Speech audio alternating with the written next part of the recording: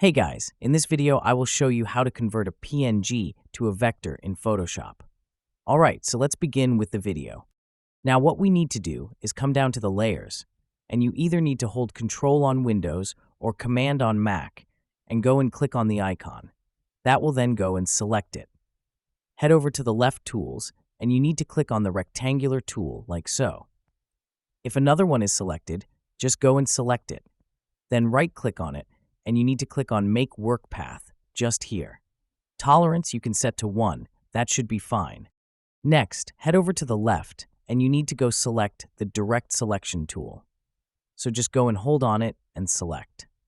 Then what you need to do is go and right-click on it, and you then need to click on Create Vector Mask, like so. And just like that, you've now gone and created the vector. You can then press Enter like so. Now if I press Ctrl-T, when I go and make it bigger, as you can see, it doesn't lose its quality because it's a vector. Super useful. If you want to save it as a vector, then all you need to do is go to the top left, click on File, and then click Save As. Choose EPS as the file type, and that will keep it as a vector.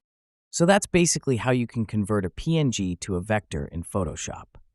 So that's all for this video. Consider subscribing if you find it helpful, and I'll catch you in the next one. Thanks.